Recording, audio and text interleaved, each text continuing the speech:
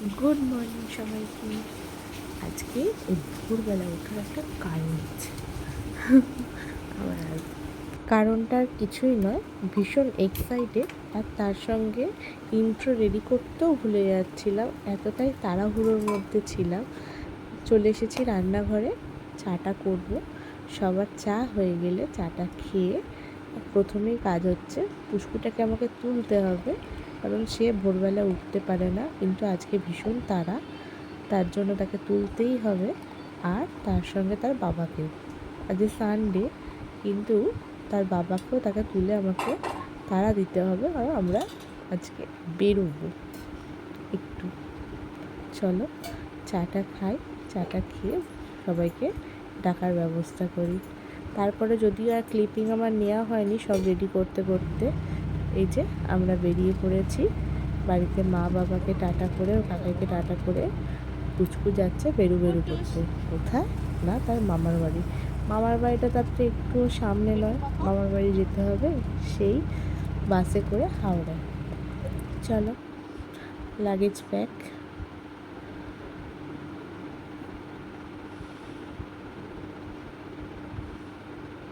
লাগেজের দায়িত্ব আমার, আর আমার সব থেকে বড় লাগেজ সেটা হচ্ছে একটু সোনাকে আর পাপার।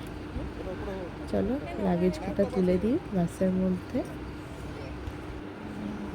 আমার ব্যাগটা নিয়ে নেবে।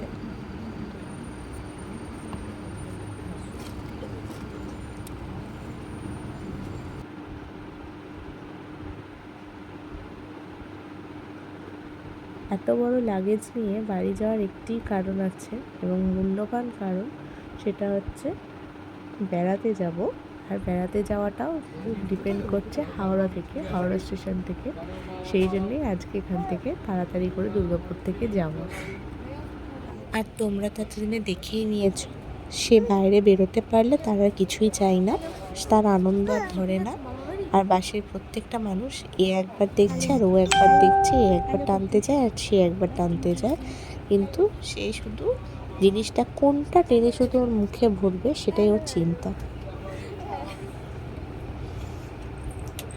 বেচারা জানলা দিয়ে আগের দিন দেখার চেষ্টা করেছিল, এবারেও চেষ্টা করেছে, বাট জানলা ভিজিবল না হওয়ার জন্য তার বেজায় আনন্দটা মাটি হয়ে গেছে। যদি এই বাসগুলো ভীষণ কমফোর্টেবল, এক্সপ্রেস লাইনের বাস, আর পা এবং হাতের কাছে এত সুন্দর রাখার জায়গা, পা রাখার, খুব আনন্দ। চলো আমরা এসে গেছি শক্তিগড়।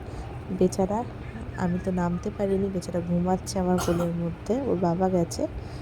শুধু চা একটু মন করে, এক কাপ চা খেলে মোটামুটি হয়ে যাবে। এরপরেও আর ক্লিপিং নিতে পারিনি, পুচকেকে নিয়ে লাগেজ নিয়ে বাস থেকে নেমে এবার যাচ্ছি আমরা আমার বাড়ি। আমার এক দাদা আমাকে আনতে এসেছিল, দাদা নামিয়ে দিয়ে যাওয়ার আমাকে নিয়ে আবার দাদা আবার ওকে আনতে যাবে, সেই জন্য এখান থেকে আমাকে নেমে হাঁটতে হাঁটতে যেতে হচ্ছে। সে তো কোলে চেপে, তার খুব একটা অসুবিধা যদিও হচ্ছে না। এই যে তার দিদুন দাঁড়িয়ে আছে, দিদুনকে দেখেই দিদুনের কোলে চলে গেল আগে। দিদুনও অনেকদিন পর কোলে নিতে পেয়ে খুব আনন্দ।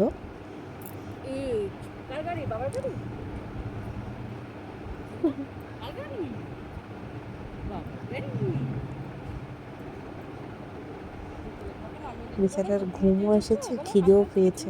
অনেকক্ষণ বেরিয়েছি, প্রায় 3.5 ঘন্টা লেগেছে আমার আসতে। আমি বাড়ি ঢুকছি। চলো বাড়িতে গিয়েও আর আমার তাড়াহুড়ো এবং খুব ক্লান্তির জন্য বেশি ক্লিপিং নেওয়াও হয়নি। বাড়িতে ঢুকে নিজে খাওয়া, মা খুব সুন্দর রান্না করেছিল, রাইস আর কষা মাংস, যদিও মিক্স রাইস ছিল। এদিকে সে খেতে খেতে তার দিদা তাকে আদর করছে। দিদার খাওয়াটাও চটকে গেছে, কারণ নাতি এসেছে বলে কথা, আনন্দ তো আর ধরছেই না তার মনে। আর এর অত্যাচার দেখো, এত মারপিটে হয়েছে, এ দেখো দেখো কি কাণ্ড, দেখো ছেলে।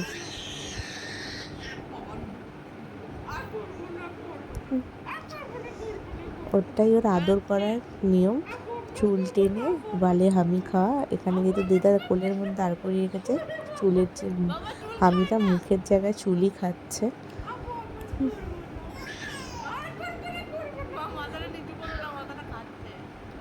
নাতি নাতনি জিনিসটাই খুব আনন্দের, যে কোনো দিদামা।